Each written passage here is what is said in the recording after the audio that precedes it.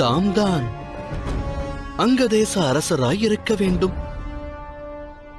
தமது வதனத்திலிருந்து வெளிப்படும் தேஜஸைக் கண்டு அனைவரும் தமது வீரத்தை நன்கறிவார்கள். வந்தனங்கள். எனது பணிவான வணக்கம். இச்சந்திப்பை பாக்கியமாய் கருதுகிறேன்.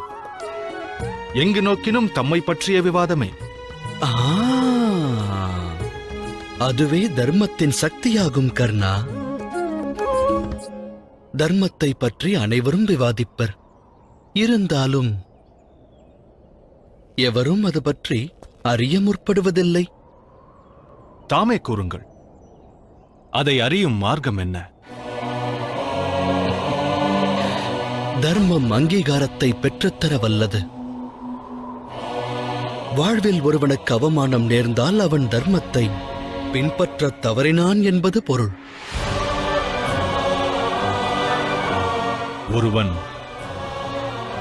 பிறப்பிலிருந்தே அவமானத்தை சகித்து வந்தால் அவன் ஆற்ற வேண்டிய பணி என்ன? அருகதையை பெற எதிர்த்து நிற்க வேண்டும். அது அதர்ம வழியில் இருக்கலாகாது.